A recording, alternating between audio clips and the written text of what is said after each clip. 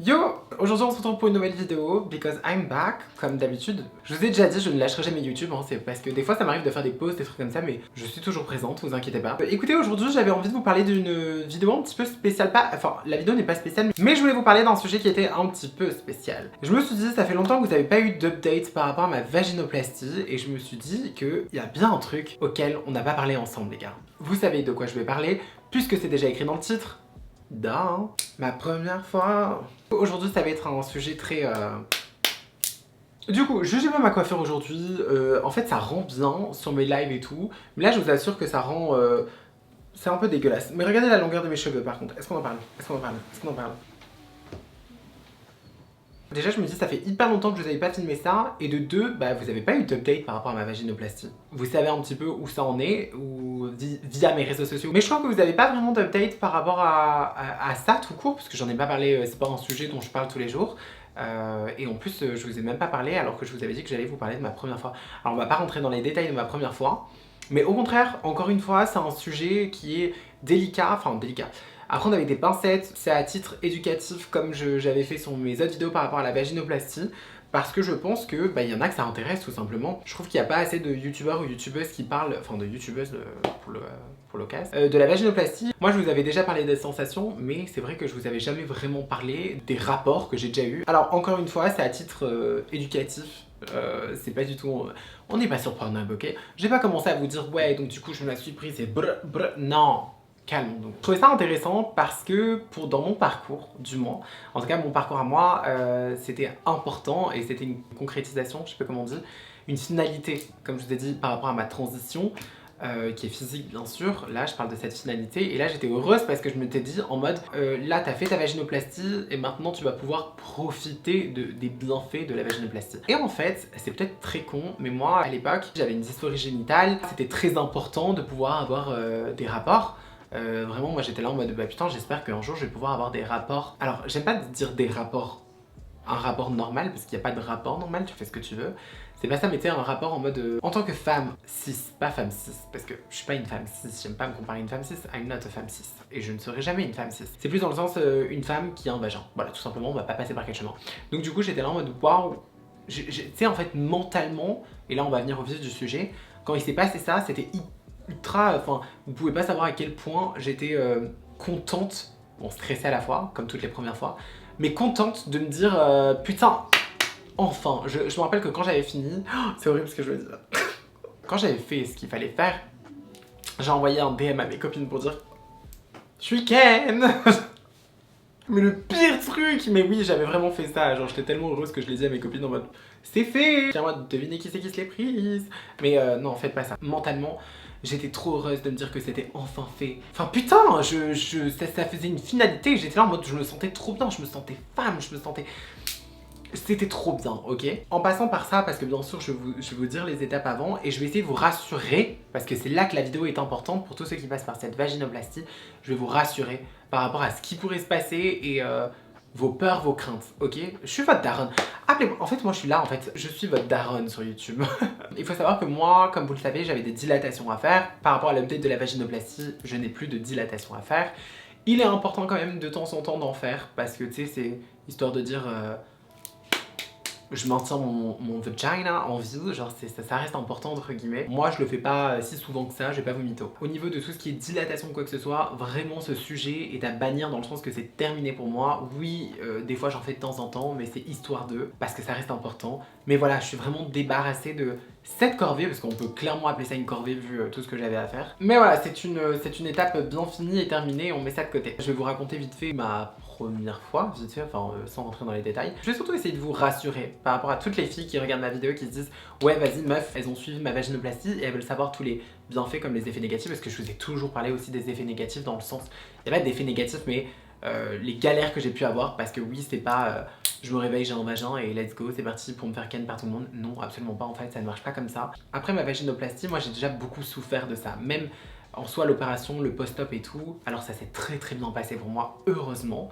Mais j'en ai souffert parce que c'est quand même compliqué, c'est pas une opération lambda, c'est une opération qui reste quand même lourde. Le post-op de cette opération est ultra impressionnant, je pense que vous l'avez vu sur ma chaîne YouTube de toute façon. J'ai toujours eu un peu du mal à passer à l'acte depuis ma vaginoplastie. Je l'avais repoussé plein de fois, plusieurs fois j'avais tenté et c'était mort, c'était pas passé, hein, on va pas passer par 4 détails. Et il faut savoir qu'il faut pas s'en vouloir. Ok. Et ça je parle même pour les femmes cis, ok, parce que ça rentre dans... Enfin, on est pareil pour ça. Plusieurs fois c'était pas passé, donc ça dépend l'homme que t'as en face aussi, la taille aussi qu'il y a en face, ça dépend de toi, ça dépend de plein de choses. Il faut savoir que nous, dans la vaginoplastie, on a des cicatrices qui sont ultra fines et qui se voient pas du tout, mais tu sais que t'as des cicatrices et t'as 2 cicatrices au niveau de la cavité vaginale, si j'ai pas de conneries, ou une, pardon. Et celle-là, moi, je sais pas pour vous, mais en tout cas, celle-là, moi, elle est très sensible. Et il se peut que des fois, j'ai encore des douleurs par rapport à ça. Alors, pas des douleurs comme ça, impossible. T'es amené à trop tirer cette zone, bah ça va me faire mal. Et oh, qu'est-ce qui se passe quand on a des rapports pénétrants? Oh, ça s'étire. Donc je vous laisse expliquer ma petite douleur, mais en vrai, ça va. Mentalement, j'étais là en mode putain, ça va me faire trop mal, ça va me faire trop mal. Donc déjà, si mentalement ça va pas et que t'es pas prête, ne le fais pas. Littéralement, ne le fais pas parce que ça va servir strictement à rien. Déjà, on se force pas. Bah, même pour toi, ça va pas du tout être agréable. Ça d'ailleurs, c'est une différence entre les hommes et les femmes. Je trouve que les femmes, c'est beaucoup plus mental, x10. Genre, on a besoin d'un truc, on a besoin d'un mood et tout. Je suis désolée, hein, je vous le dis clairement, hein, et pour toutes les femmes qui passent, non. On n'est pas dans un film, on n'est pas dans une série Netflix. Là maintenant, là il y en a un, il essaye de rentrer. Non, ça ne compte pas comme ça en fait. Il faut arrêter de croire la vie c'est un kiwi. Elle existe plus cette expression, mais bref. Non, vraiment c'est important, je tiens à le dire parce que je pense que beaucoup de femmes se mettent la pression par rapport à des hommes ou quoi que ce soit et se disent bon bah ok, moi ça va être ok, ça va passer, c'est ok. Et si ça passe pas, bah je suis honteuse. Mais absolument pas en fait. Je vous dis ça parce que je suis passée par cette case où plusieurs fois j'avais tenté et ça n'avait pas marché. J'étais là en mode mais putain, c'est moi le problème. En plus je remettais en doute toute mon opération en mode putain, mais ce qu'on m'a fait en fait cette opération c'est de la merde. En fait j'ai un vagin mais il sera jamais utilisable. Alors oui, clitoris et tout, j'en passe, c'est utilisable, j'ai testé. Mais en tout cas la cavité vaginale jamais utilisable et j'étais là, j'avais envie de péter un câble. J'étais en train de me remettre en question jusqu'au fameux jour où c'est passé avec un garçon et that's ok. Enfin, et là c'était très bien. D'ailleurs j'étais soulagée parce que ça m'a enlevé toute la pression mentale que j'avais en mode ça ne passera jamais. Si, rassurez-vous, ça passe. Donc tout ça pour revenir sur le fait que pas se mettre la pression, et surtout en tant que femme transgenre, je pense qu'on se met 10 fois plus la pression, je pense. En tout cas moi ça a été mon cas, et moi je sais que la première fois, voilà, bon, donc il y avait plusieurs fois où c'était pas passé, donc du coup j'avais essayé plusieurs techniques, dans le sens où je m'étais dit dans ma tête, bah, pourquoi pas faire une séance de dilatation avant, donc les dilatations que j'avais avant, pour essayer de faciliter à ça. Au final, mentalement, j'étais là en mode ouais, flemme d'aller faire un truc parce qu'il faut savoir que les dilatations c'est trop chiant. Et j'étais en mode ouais, flemme d'aller faire des trucs pour ensuite faire des trucs. Moi je trouve que quand tu fais l'amour ou quand tu ken, ça se fait naturellement. Quand tu as un rapport avec quelqu'un, ça se fait naturellement. C'est pas, enfin moi personnellement, c'est pas j'ai décidé à 21h25 je vais me faire ken, enfin non il faut arrêter les conneries. Donc du coup c'était pour ça que j'en avais marre de me dire ouais mais je vais aller faire une dilatation pour ensuite... Non, ça marchait pas parce que j'avais pas envie en fait au final. Ça d'ailleurs l'envie joue énormément. J'avais même l'impression en fait que je souffrais comme les femmes cis de vaginisme, je pense que ça s'appelle comme ça. Mentalement tu contractes, si je dis pas, ta cavité vaginale, tu la contractes et ce qui fait que donc du coup les rapports ne passent pas.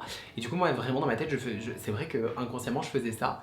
Je me rappelle j'avais parlé à une pote de ça qui elle avait les mêmes soucis donc du coup ça me rassurait et je me disais bon bah ça va, je suis normale. Et au fil du temps, voilà, comme je vous ai dit, je me prenais pas trop la tête avec ça, je le mettais de côté, je me disais bon bah si ça doit passer, ça passera un jour. Jusqu'au jour où c'est passé, où bien sûr j'ai dû prendre mon temps parce que bah tu rentres pas comme ça. Il faut que je dise quelque chose parce qu'on va rétablir certaines vérités parce que je pense que beaucoup parlent, font les hommes ou certaines meufs qui font les meufs.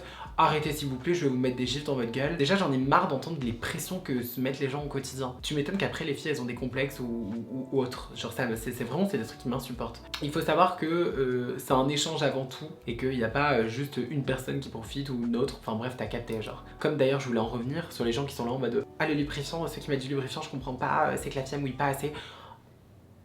Ferme ta gueule. Voilà, pour commencer. Arrêtez de croire que parce que tu vas utiliser du lubrifiant, tu vas être plus honteuse que d'autres, ou un gars qui va vouloir utiliser du lubrifiant va être plus honteux que d'autres. Arrêtez de croire que quand on ken, c'est quoi, c'est un record, on est dans un jeu vidéo, c'est quoi le bail? Ouais, moi je les ken comme ça, moi je les ken comme ça, et moi pas de lubrifiant, je rentre direct. Mais ça va pas quoi. Je trouve que des gens, c'est des malades par rapport à ça. Genre si j'ai des rapports et tout, à chaque fois c'est lubrifiant H24.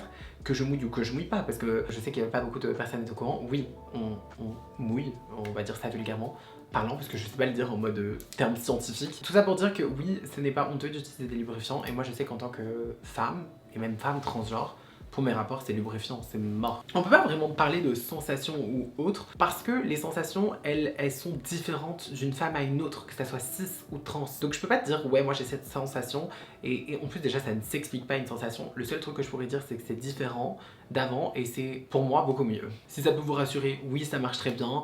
Moi personnellement, parce qu'on est honnête et que je vous dis toutes les vérités pour même ceux qui veulent se faire opérer, je trouve que je vais avoir plus de sensations et que ça va être plus en mode clito plutôt que vaginal. Mais en soi, vaginal, genre je sais que très bien que quand j'avais eu des rapports, ça marchait très bien et que j'avais pris du plaisir. Ne croyez pas que vous avez zéro plaisir. Puis je trouve que c'est le mood, c'est tout en fait qui te donne, qui te procure ce plaisir, je trouve.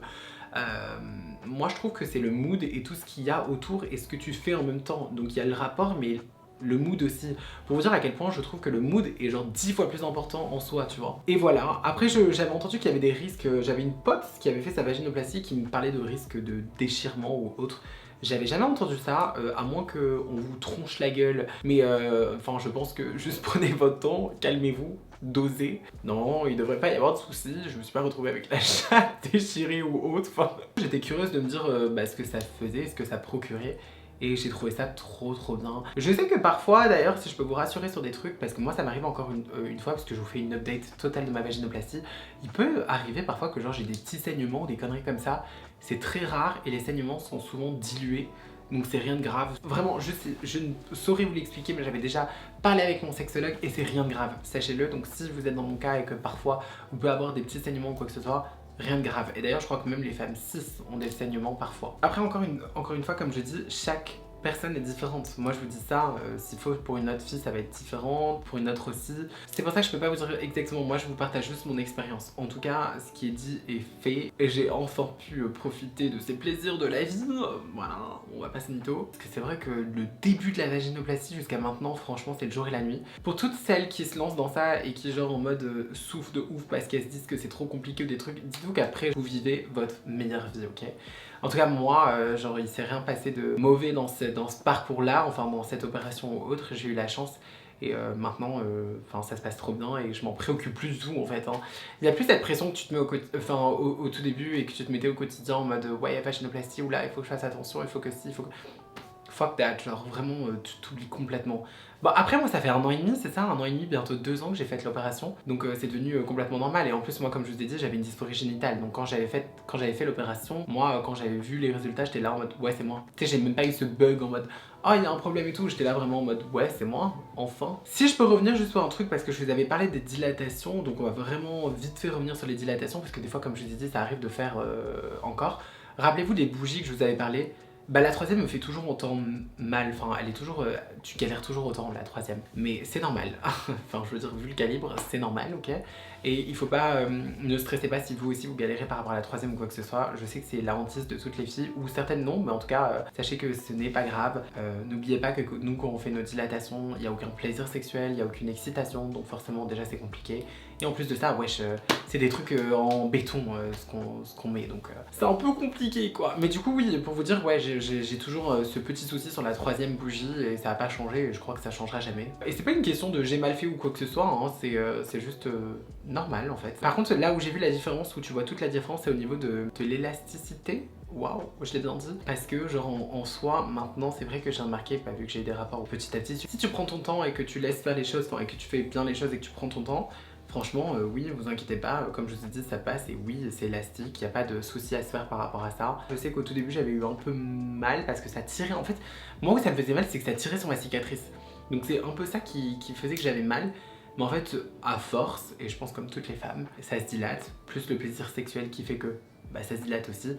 Donc du coup, après, t'as plus du tout mal. Enfin, moi, je sais que j'avais plus mal et que je pouvais profiter pleinement de ma vie à ce moment-là. Parce que, encore une fois, et ça c'est comme toute femme encore, si tu stresses trop, si t'es trop en panique, tu vas te crisper, tu vas trop te concentrer sur ça, et ce qui fait que tu vas pas prendre du plaisir et que ça va être de la merde. Donc si je peux te donner un conseil, c'est calme, bien, tout va bien se passer, ne te prends pas la tête, ça passe pas, une autre fois, vraiment ne prends pas la tête. Vraiment je vous donne ce conseil parce que je sais que là je l'ai vécu la chose. Je vous ai dit je suis votre daronne là, ok? Je vous éduque ici. En vrai, je trouve que c'est important parce que je trouve que sur ma chaîne il n'y a pas de sujet tabou. Et j'ai pas envie qu'il y ait des sujets tabous. Parce que je sais que vous, de votre côté, malheureusement, il y a certaines filles qui n'ont pas la chance d'avoir des parents qui vont être ouverts par rapport à ce sujet, qui vont pas vous en parler. Même moi, ma mère, autant je l'adore, on parle de tout.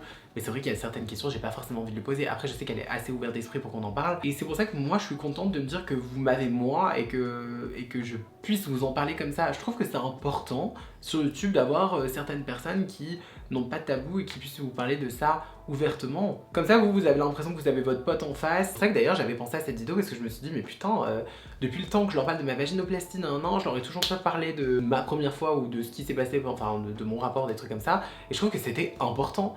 D'où le fait que j'ai fait cette vidéo.